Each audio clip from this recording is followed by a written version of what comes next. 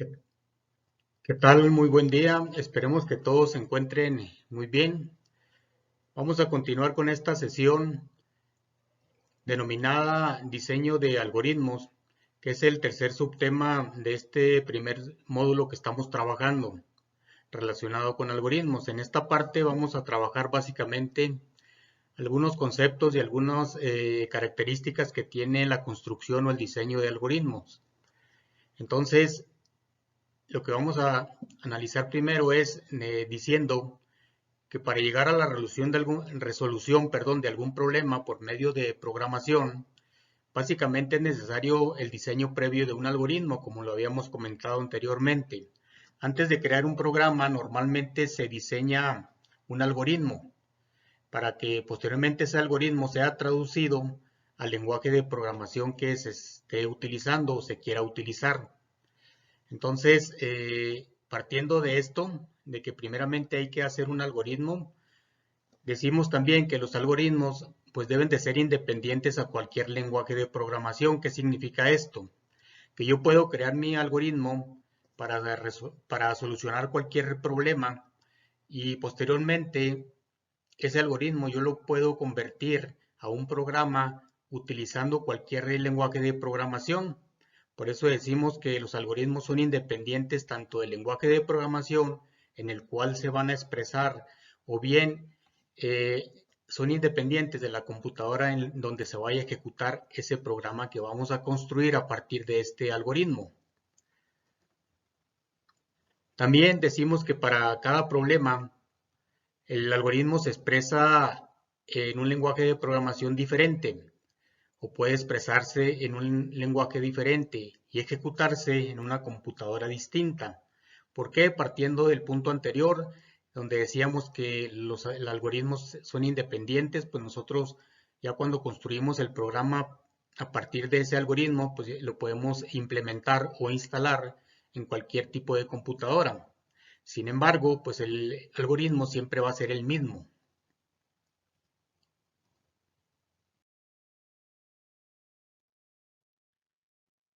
Un lenguaje de programación es tan solo un medio para expresar un algoritmo, partiendo de lo que mencionábamos anteriormente. Y una computadora es solo un procesador que lo va a ejecutar al programa que hicimos a partir del algoritmo. Por lo que estos dos, tanto el lenguaje de programación como la computadora, son los medios para lograr un fin, que es conseguir que el algoritmo se ejecute realizando el proceso correspondiente. Bueno, dada la importancia del algoritmo dentro de la ciencia de la computación, se debe poner mucha atención a lo que es el diseño de los algoritmos, que es el subtema que estamos trabajando ahorita. Por eso aquí nos enfocamos básicamente a la manera o a los aspectos importantes que hay que considerar cuando vamos a construir o diseñar algoritmos.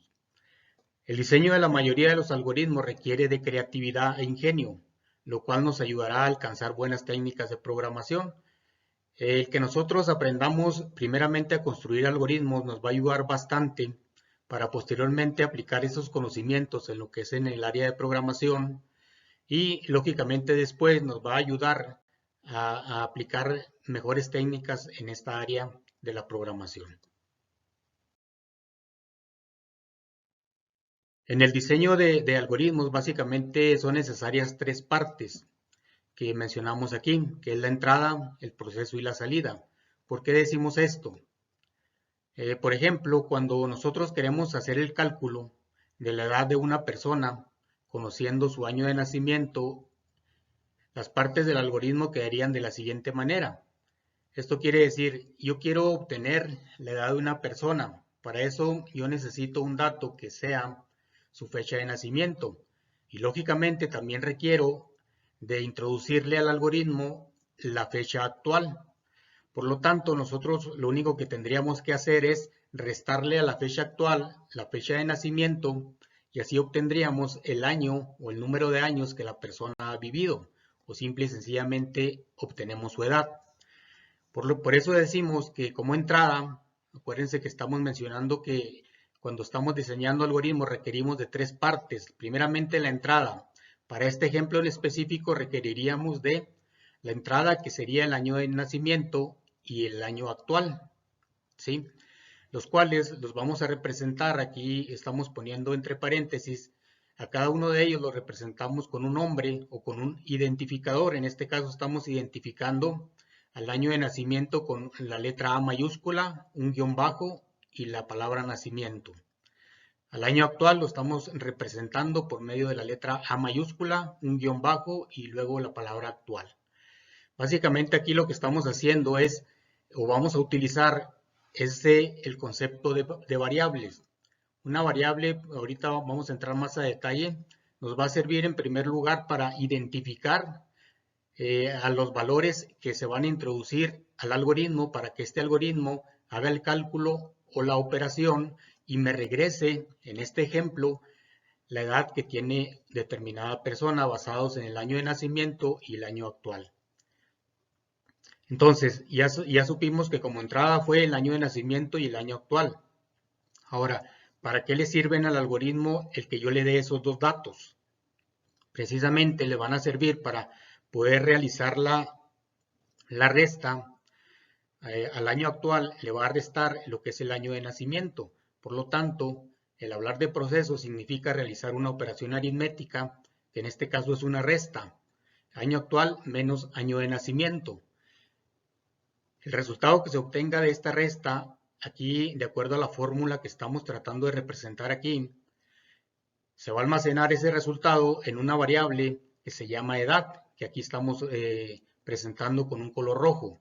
Entonces aquí estamos hablando de tres variables que yo requiero para realizar esta operación. La variable edad, la variable A actual y la variable A nacimiento. Una vez que se hace el proceso, de acuerdo a las tres partes que definíamos aquí en la parte de arriba de esta diapositiva, estamos diciendo que la salida, pues entonces sería mostrar el resultado que está almacenado en la variable que se llama edad. Por lo tanto, la salida, como dice aquí, significa la visualización del resultado generado. ¿Cuál resultado generado? Pues edad. Es decir, vamos a mostrar el resultado que está almacenado en la variable edad. Ahora, partiendo de este ejemplo, bueno, aquí lo estamos explicando, tratando de mencionar que es muy importante lo que decíamos anteriormente, que es muy importante entender cuál es el problema que se quiere solucionar.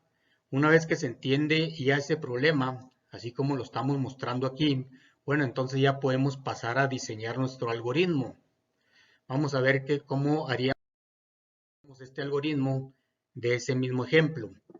Como dice aquí, solución del algoritmo, se trata de calcular la edad de una persona a partir de su año de nacimiento y año actual. Por lo tanto, ¿cómo escribiríamos el algoritmo? Primeramente, como dijimos antes, un algoritmo debe de tener un inicio, así como un final. Y también otra cosa muy importante cuando vamos a crear algoritmos es de que a cada algoritmo le asignemos un nombre o un identificador.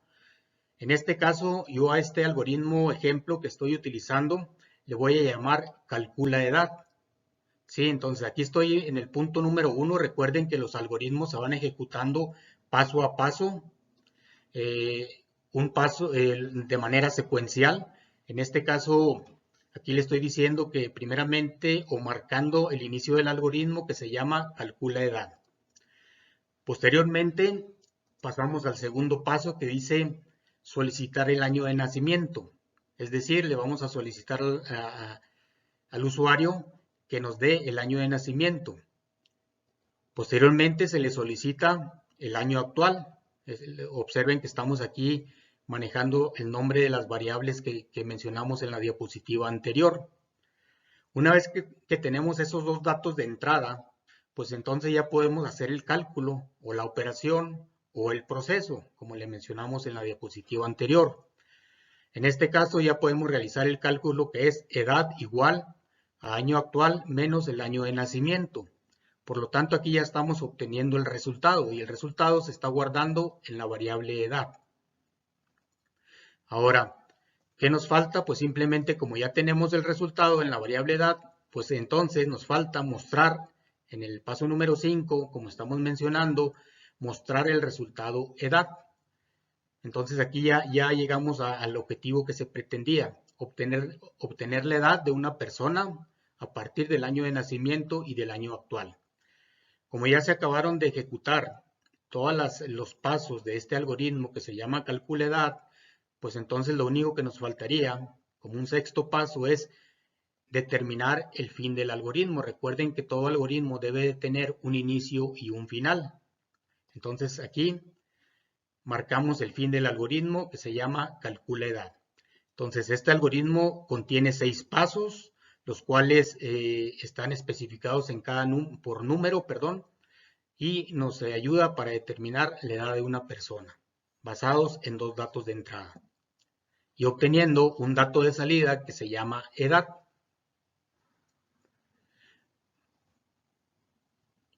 Vamos a observar aquí el uso de las variables, al igual que en matemáticas, así como utilizamos en matemáticas, como cuando queremos hacer alguna operación simple o alguna operación aritmética simple por medio de una fórmula, por ejemplo. Aquí estoy mencionando la fórmula que dice C es igual a A más B. En este caso, eso es una operación matemática que conocemos y que en el área de programación la representamos por medio de variables, que ahorita entramos más a detalle en el concepto de variables, pero aquí, así como se maneja en matemáticas, el valor que yo le dé a A y el valor que yo le dé a B en esta operación, pues va a determinar el valor de C, ¿sí? Si yo a A le doy 5 y a B le doy 3, 5 más 3 va a ser 8, por lo tanto C va a tener o va a obtener el valor de 8. Entonces aquí estoy utilizando 3 variables que se llaman A, B y C, donde C depende de los valores de A y B. Ok, vamos a pasar a ver otro ejemplo. Bueno, vamos a ver otro ejemplo de algoritmo en donde se trata de lo siguiente. Calcular el promedio de un alumno y decir si aprobó o no aprobó, tomando en cuenta que el alumno llevó o cursó 5 cursos y que el promedio mínimo aprobatorio para decir si el alumno aprobó o no debe de ser 7.0, ¿sí? Entonces, lo primero que haríamos es definir el inicio del algoritmo y asignarle o identificar al algoritmo con un nombre. Este nombre yo le puse obtén promedio. El segundo paso sería, si lo que queremos primero es obtener un promedio, para obtener un promedio necesitamos de los datos de las 5 calificaciones o de los 5 cursos, la calificación de los 5 cursos, para posteriormente sumar esas 5 calificaciones. Por lo tanto, primero, como dato de entrada que va a tener este algoritmo obtén promedio, van a ser 5 calificaciones. Identificado cada una de las calificaciones con un nombre de variable C1, C2, C3, C4 y C5. Entonces, ya tenemos las calificaciones con las cuales podemos trabajar. Entonces, aquí entramos a lo que es el proceso dentro del algoritmo, basados en los datos de entrada, que fueron las calificaciones de C1 a C5. Entonces, sumamos esos 5 datos y el resultado lo almacenamos en una variable que le estamos llamando suma, ¿sí? Entonces, hasta aquí estamos utilizando ya o hemos utilizado 6 variables. Pasamos al segundo número, que es el 4, donde nos dice que el resultado del paso 3 lo vamos a dividir entre 5. Esto es, el valor que se almacenó en suma lo vamos a dividir entre 5 para poder obtener el promedio. Ya obtenemos el promedio y este valor lo vamos a almacenar en una variable que se llama promedio, precisamente. Ahora, hasta aquí ya hicimos el proceso. En el paso 3 y el paso 4 ya hicimos el proceso de lo que queríamos obtener. Ya obtuvimos el promedio. Ahora, lo que vamos a hacer es una evaluación para determinar si el alumno fue aprobado o no. Como dice acá la redacción al principio, si el alumno obtuvo un promedio de 7 o más, fue aprobado. Si no fue así, entonces el alumno estuvo reprobado. Entonces esto lo podemos representar utilizando así de manera textual la palabra sí. Estamos diciendo, si el resultado de promedio es mayor o igual a 7, entonces, ¿qué es lo que nos va a dar como resultado el algoritmo? Nos va a mostrar y nos va a decir, el alumno fue aprobado. O sea, haría esto. Esto es siempre y cuando el promedio haya sido 7 o más. O dicho de otra forma, como dice aquí, si promedio es mayor o igual a 7, entonces nos va a mostrar, el algoritmo nos va a decir alumno aprobado. Si no, o sea, si no se cumple con esa condición, ¿qué es lo que vamos a obtener? Nos va a mostrar el algoritmo el alumno reprobado, ¿sí? O sea, que no aprobó. Entonces aquí estamos utilizando otra operación que más adelante vamos a entrar a detalles, que se llama una instrucción condicional. La condicional normalmente la usamos para hacer comparaciones y esa comparación nos va a regresar o nos va a retornar un falso o un verdadero, ¿sí? Ok, aquí pues estamos marcando el fin de este sí o de esta comparación. Siempre es necesario marcar dónde empieza y dónde termina cada una de las instrucciones. Todo lo que tenemos aquí a partir del 5 punto es parte de la instrucción condicional sí. Y aquí se termina en esta última línea. Posteriormente, pues ya se mostró el resultado. Aquí solamente se va a mostrar alumno aprobado o bien alumno reprobado. Siempre en una condición se va a hacer un proceso, ya sea alumno aprobado o alumno reprobado, pero no ambos. Entonces, una vez que ya obtuvimos ese resultado, pues ya llegamos al fin de este algoritmo que se llama obtén promedio.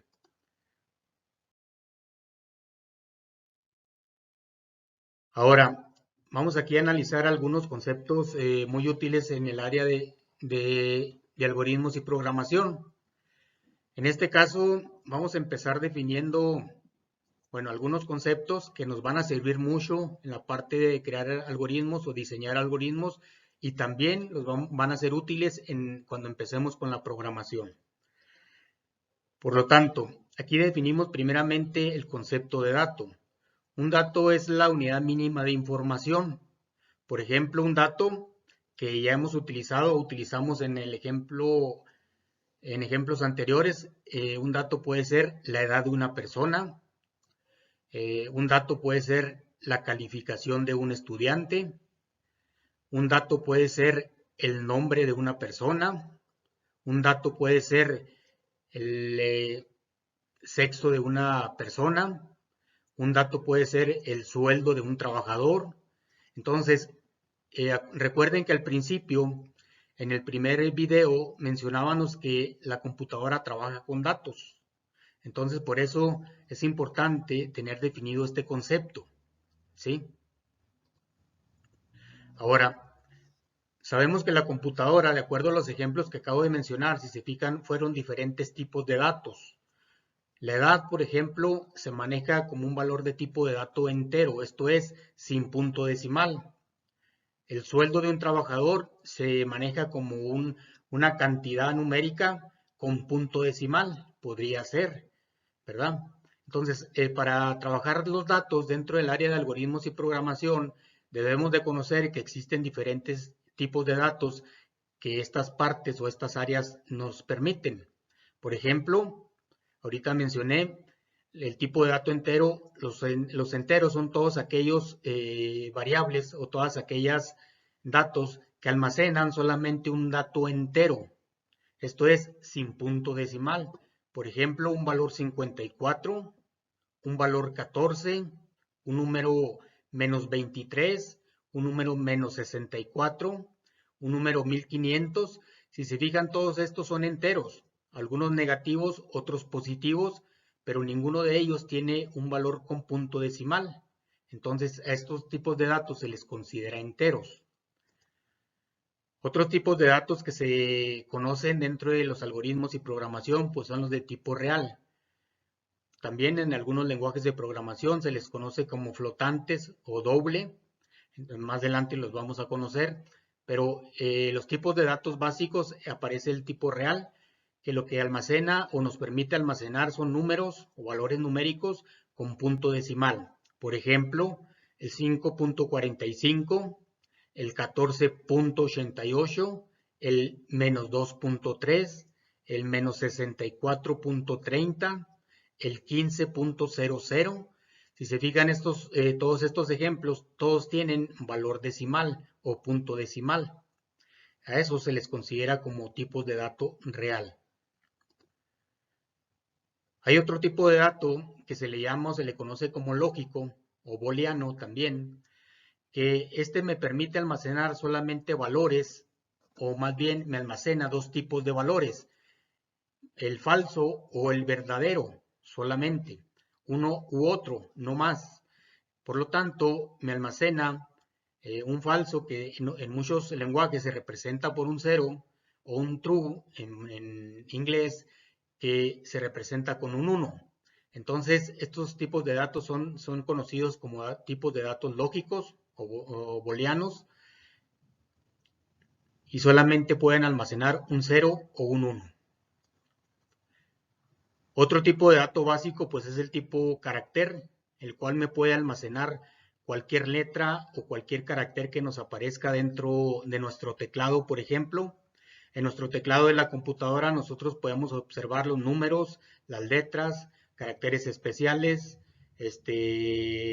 signos de puntuación, de coma, espacio en blanco, etc. Entonces, un carácter es solamente uno de ellos. Por eso estamos ejemplificando aquí la A mayúscula. Estoy poniendo la A mayúscula como un ejemplo de un carácter. Esto es una letra mayúscula. La A minúscula sería otro carácter diferente a esto. Las mayúsculas son diferentes a las minúsculas, por lo tanto, aquí tenemos un ejemplo de un carácter que es la A mayúscula. Enseguida tenemos a la K minúscula, enseguida tenemos al 9, enseguida tenemos el símbolo o el carácter de gato, enseguida el carácter de arroba, enseguida el carácter de ampersand, el carácter de la I minúscula y enseguida el carácter de espacio en blanco. El carácter de espacio en blanco también está dentro de estos tipos. Ahora, observemos que estos ejemplos todos están encerrados entre comillas simples. Esto es muy importante. La mayoría de los lenguajes de programación, cuando trabajamos con caracteres, siempre lo debemos de encerrar a ese carácter. Recuerden que siempre es solamente uno. Siempre debe estar encerrado entre comillas simple, así como lo estoy indicando en estos ejemplos, ¿sí? Pero a partir de los caracteres nosotros podemos formar otro tipo de dato que se le conoce como cadena de caracteres, o también en algunos lenguajes de programación se le conoce como string. Esto lo vamos a practicar más adelante. Aquí lo que me interesa es de que entendamos todo lo que vamos a hacer después para irnos más rápido. Entonces, ¿qué es una cadena de caracteres? Pues viene siendo un conjunto de varios caracteres. El tipo carácter me almacena solamente uno de ellos, pero la cadena de caracteres me almacena muchos caracteres. Por ejemplo, aquí tenemos encerrado entre comilla doble, precisamente la comilla doble distingue al carácter que era con un símbolo de, entre comillas, simples. Acá la cadena de caracteres se encierra entre comillas dobles. Por ejemplo, aquí viene un conjunto en este primer ejemplo, curso de programa 3, está encerrado entre comillas dobles y todos estos es un conjunto de caracteres. Por lo tanto, todo esto viene siendo una cadena de caracteres o un string. Acá aparece otro ejemplo que dice primer, espacio y luego grupo. Es otro ejemplo de una cadena de caracteres. Observen que aquí aparece la palabra primer y luego un espacio que también es un carácter y luego la palabra grupo. Acá viene otro ejemplo que dice la palabra B, punto, espacio, Morelos, espacio, carácter de gato, espacio, y luego el carácter 1, el carácter 2 y el carácter 3. Entonces aquí estamos mostrando 3 ejemplos de cadenas de caracteres o string. Entonces, es importante entender que estos tipos de datos son los con los que vamos a trabajar la mayoría de los algoritmos y los programas. Estos nos van a servir mucho. Por eso es importante, primero, que conozcamos que existen diferentes tipos de datos para trabajar o para utilizar en el diseño de algoritmos y programas.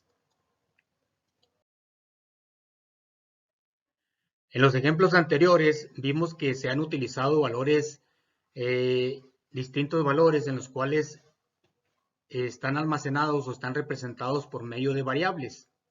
En este caso, en ocasiones puede ser necesario utilizar constantes. Bueno, aquí estamos hablando de las variables que mencionábamos anteriormente, por ejemplo, la variable edad, la variable C1, que era la calificación 1, la variable promedio, ¿sí? Entonces, vamos a ver en qué consisten o qué características tienen las variables y además vamos a ver otro concepto que son las constantes, que también se utiliza mucho en los algoritmos. Por ejemplo, una variable, aquí estamos diciendo que es un valor que puede estar cambiando. Dice se representa por medio de un nombre o un identificador que el programador le da o le asigna a la variable. En este caso, podemos tener, utilizamos anteriormente el nombre de la variable edad, ¿sí? También utilizamos a la variable C1, utilizamos una variable que se llamaba suma también. Entonces, aquí estamos mostrando el concepto de variable para reafirmar lo que hicimos en los ejemplos anteriores.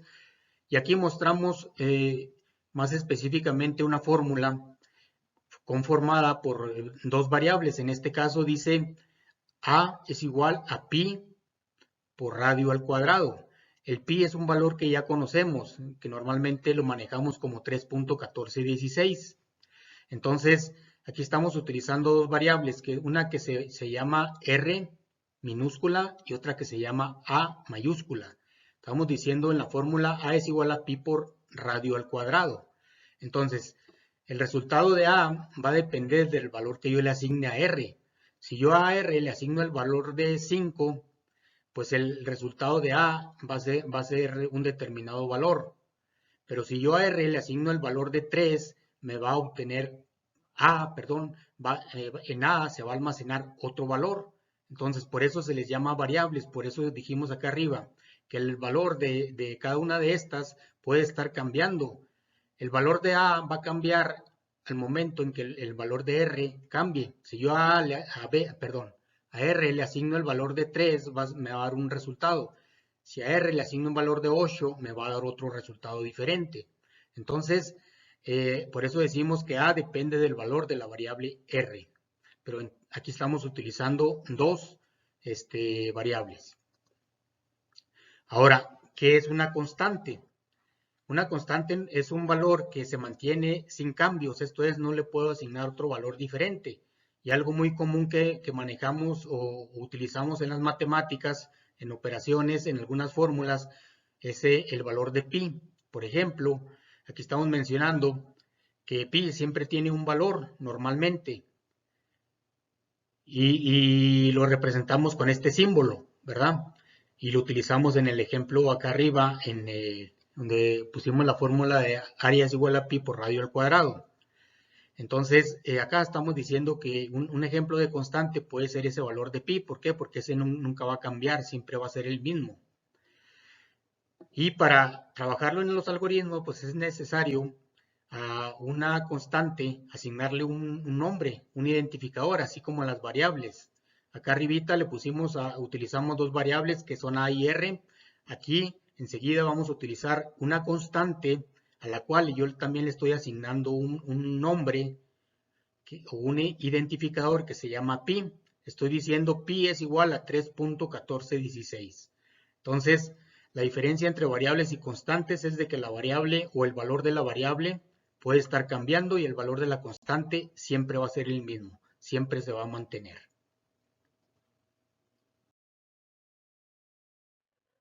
Ahora, algunas características que tienen las variables, que es con lo que normalmente se trabaja dentro de los programas y los algoritmos. Primeramente decimos que toda variable, como vimos en los ejemplos anteriores, tienen un nombre o un identificador. Por ejemplo, la A, edad, suma, promedio, todos esos le asignamos. Yo como hice los ejemplos esos que pusimos, yo a esas variables les quise poner ese nombre, el nombre de suma, el nombre de promedio, el nombre de A, ¿sí? Entonces el nombre de C1, nombre de C2, nombre de C4, nombre de C5, yo les puse ese nombre. Entonces cada variable, el diseñador de algoritmos o el programador le asigna un identificador. Otra característica que tienen las variables es de que almacenan un solo tipo de dato, esto es, dijimos anteriormente que hay diferentes tipos de datos, puede haber datos de tipo carácter, de tipo numérico entero, numérico real, ¿sí? Entonces, también el tipo booleano o el tipo lógico. Entonces, cada variable debe de tener siempre un tipo de dato. El valor inicial de una variable, cuando estamos trabajando con los algoritmos y programas, siempre tiene un valor desconocido. ¿Hasta cuándo va a tomar un valor, una variable? Pues hasta que yo le asigne por medio de una operación matemática, aritmética, cualquiera de esas, se le va a asignar un valor, así como en los ejemplos anteriores dijimos A es igual a pi por radio al cuadrado.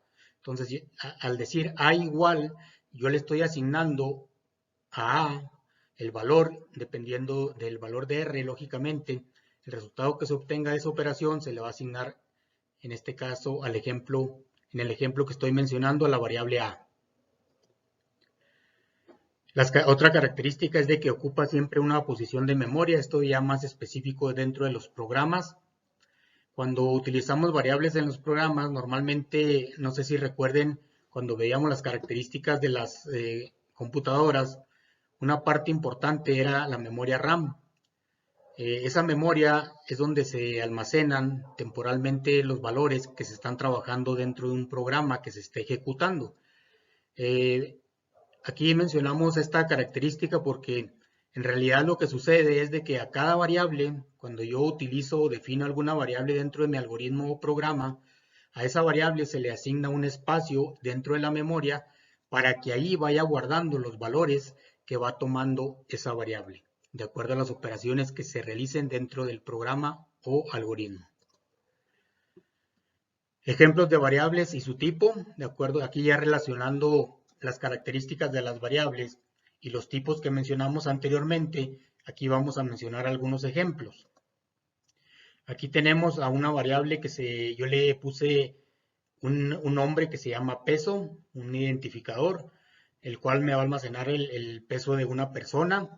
Y como el peso puede ser a lo mejor 58.5, 70.53, no sé. Entonces, como va a llevar punto decimal, esa variable que yo le llamé peso, le pude haber llamado pesito, le pude haber llamado peso de persona o lo que sea, cualquier nombre, esto yo lo voy a asignar. Yo como diseñador del algoritmo del programa, yo a mis variables les voy a llamar como yo quiera. Yo las voy a identificar. Aquí, como el peso dijimos, me va a almacenar un valor con punto decimal, entonces quiere decir que yo estoy hablando de un tipo de dato real.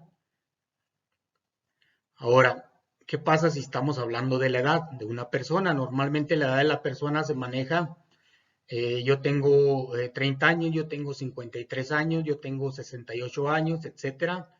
Entonces, normalmente se maneja como un tipo de dato entero, de acuerdo a los tipos que mencionamos en diapositiva anterior. Aquí tengo otro ejemplo que se llama mayor. Aquí le estoy diciendo mayor igual a esa edad mayor a 18. Aquí si se fijan, esa edad mayor a 18, aquí dependiendo del valor de la variable edad, aquí lo único que me va a arrojar este resultado de esta pregunta o esta comparación más bien va a ser falso o verdadero. Por lo tanto, mayor es un tipo de dato lógico que mencionábamos anteriormente. ¿Qué significa esto? Aquí se está haciendo una comparación. ¿Es edad mayor a 18? Si edad fuera 15, el resultado que nos va a arrojar esta comparación va a ser falso. ¿Es 15 mayor a 18? Falso. Por lo tanto, mayor va a valer falso. Entonces, aquí un mayor solamente va a poder almacenar un valor falso o un verdadero. Ahora, ¿qué pasa si edad vale 54? Aquí va a decir, ¿es 54 mayor que 18? Entonces mayor va a valer verdadero, porque sí se cumple esa condición. Entonces, los valores de tipo lógico solamente almacenan un falso o un verdadero. Otro ejemplo, para relacionar con los tipos de datos, tenemos aquí el nombre. Por ejemplo, el nombre de una persona, yo me llamo Juan Pérez y entonces aquí todos esos caracteres o el texto Juan Pérez se va a almacenar en la variable que se llama nombre. Por lo tanto, estamos hablando de una variable que va a almacenar una cadena de caracteres. Y una cadena de caracteres sabemos que está conformada por un conjunto de caracteres. Y un carácter viene siendo una letra, un número, un signo especial que aparezca aquí en nuestro teclado, etc.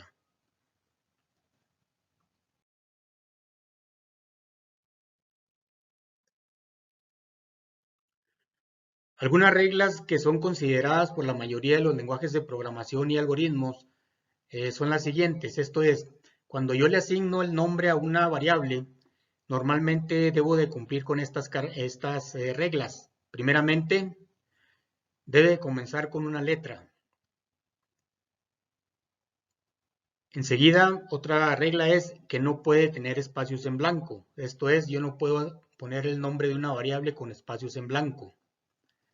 Tampoco puede tener símbolos especiales o de puntuación. Símbolos especiales, por ejemplo, el símbolo de gato, el símbolo de por ciento.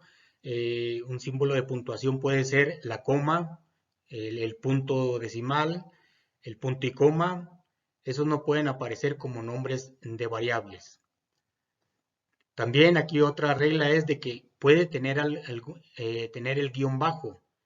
Esto es, yo puedo utilizar el nombre de una variable poniéndole alguna palabra y luego un guión bajo y luego otra palabra. El guión bajo sí se acepta dentro del nombre de variables. Dice, no puede llamarse como las palabras reservadas. No sé si recuerden, anteriormente mencionamos que una palabra reservada son todas aquellas palabras que un lenguaje de programación utiliza para realizar una determinada instrucción dentro del programa que estemos creando en ese lenguaje. Entonces, si hay una palabra reservada que se llame int dentro del lenguaje de programación que vayamos a utilizar, entonces yo no puedo declarar o definir a un nombre de variable con esa palabra que dije int. Se sugiere que el nombre normalmente represente a lo que almacena. Por ejemplo, yo ahorita utilicé en un ejemplo anterior la variable edad. ¿Por qué? Porque lo que iba a almacenar en esa variable pues es la edad de una persona. Entonces, si yo voy a representar algo así como la edad, pues se recomienda utilizar un nombre que se asemeje a lo que representa esa variable o el valor que va a tomar. Por eso yo utilicé el nombre de variable edad o el nombre de variable suma, o el nombre de variable promedio, así como yo les puse en los ejemplos anteriores.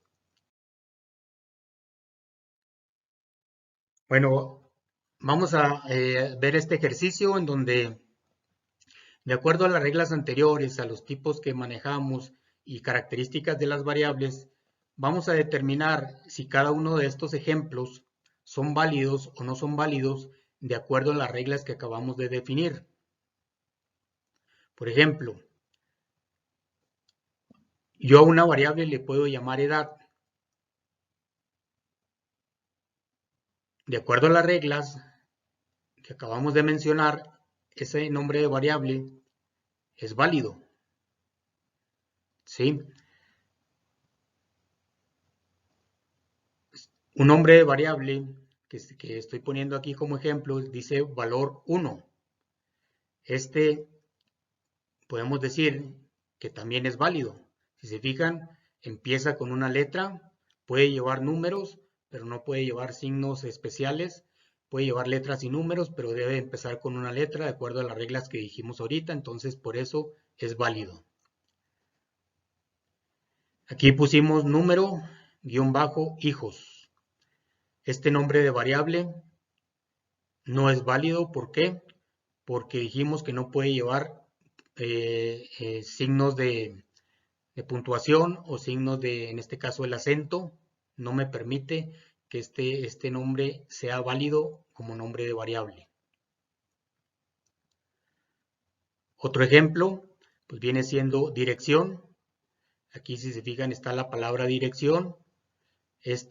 Pues es correcto, es válido. Otro nombre, ese segundo apellido. Aquí si se fijan, de acuerdo a las reglas anteriores, dijimos que no puede llevar espacios en blanco, por lo tanto, no es válido. Otro ejemplo, dice número 5, sí es válido. Otro ejemplo, dice arroba, carácter arroba y luego la palabra apellido. No es válido porque tiene un carácter especial.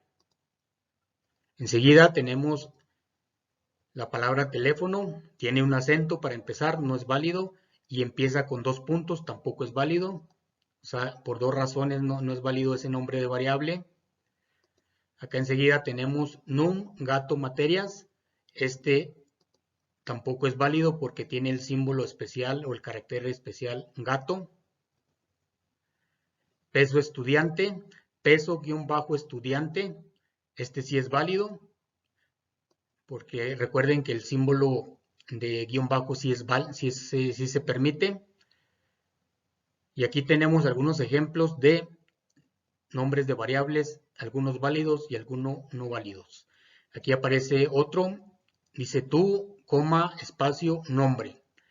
No es válido porque tiene el espacio y porque tiene la coma. Entonces, aquí vimos algunos ejemplos para darnos cuenta y entender las características o las reglas que se deben de seguir cuando nosotros le vamos a dar nombre a una variable. Esperemos que hasta aquí todo vaya bien, se haya entendido todos los conceptos, toda la teoría, para poderla aplicar en la siguiente sesión. Me da mucho gusto, que estemos muy bien, jóvenes, señores, señoritas. Nos vemos la siguiente sesión. Que estén bien.